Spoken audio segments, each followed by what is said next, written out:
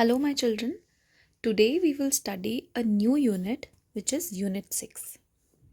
And the first lesson of this unit is class discussion. बच्चों, class discussion क्या होता है?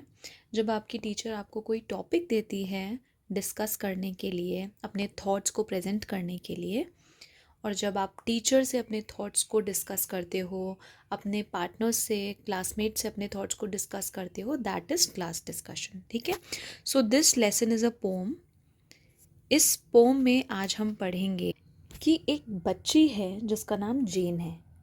वो क्लास डिस्कशन के समय जब सारे बच्चे बात कर रहे होते हैं, अपनी ओपिनियंस शेयर कर रहे होते हैं, तो वो बिल्कुल शांत रहती है, वो कुछ भी नहीं बोलती है. So let's find out why she stayed silent. क्या वो अपसेट थी या वो शांत रहना पसंद करती थी? तो चलो आज हम इस पोम में ये फाइंड आउट करते हैं. In the class discussion, Jane, you hardly said a word. अब ये पोम का फर्स्ट स्टैंजा जो है, जेन की टीचर बोल रही है जेन से. तो वो कहती है, जेन, क्लास डिस्कशन में तुमने कुछ भी नहीं कहा. You hardly said any word.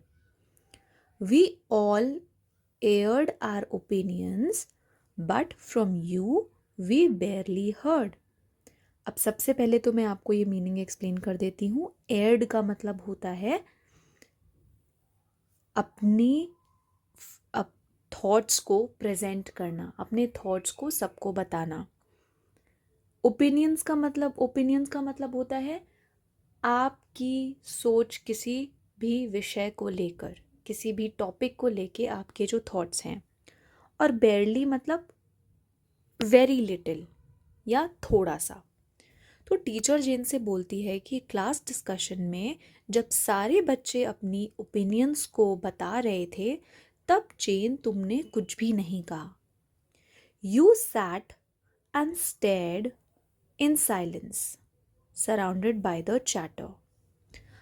Now her teacher says कि तुम चुपचाप बैठी हुई थी और स्टेयर कर रही थी सारी चीज़ें. स्टेयर मतलब घूरना.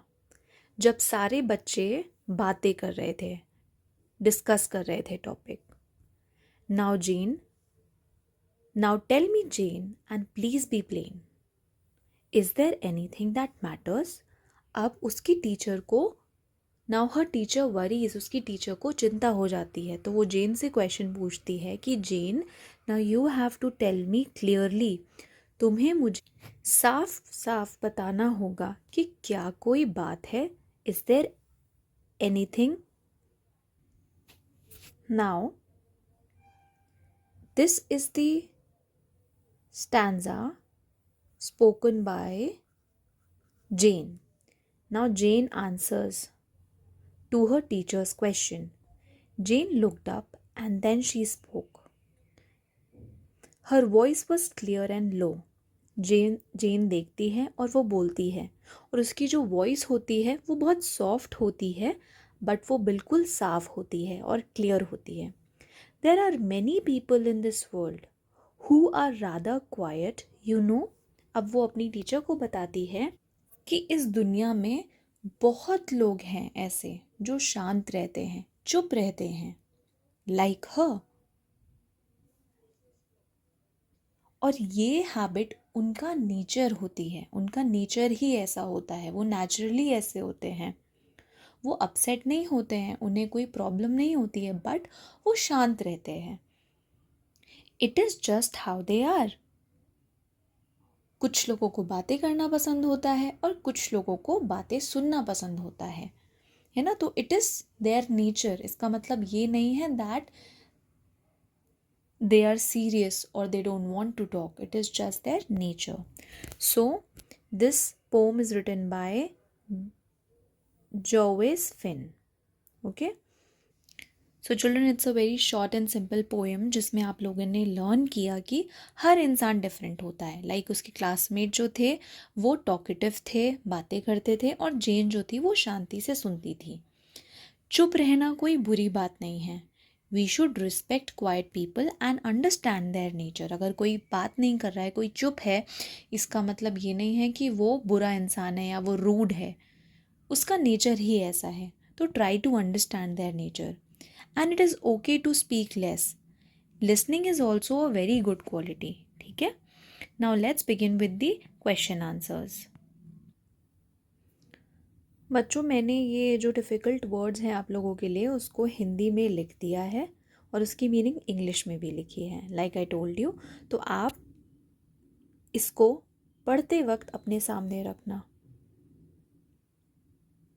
और यहाँ से आपके क्वेश्चन एंड आंसर्स शुरू होते हैं। कौन सी एक्टिविटी क्लास में हो रही थी?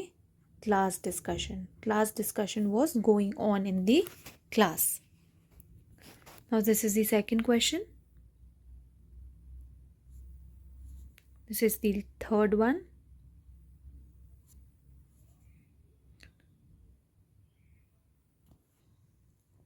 अब ये जो क्वेश्चन है, this depends on your nature. जैसे जेन जो थी वो क्वाइट रहती थी, वो शांत थी। तो अगर आप शांत हो तो इस आंसर को आप अपने अकॉर्डिंग फ्रेम करोगे, और अगर आप टॉकटिव हो, आप बातें करते हो, तो आप उस हिसाब से आंसर को लिखोगे। तो मैंने एक सैम्पल आंसर दिया है, आप इसकी हेल्प लेके अपने आंसर को खुद फ्रेम कर सकते हो। This is the one for people or children who are talkative, and this is for students who remain silent.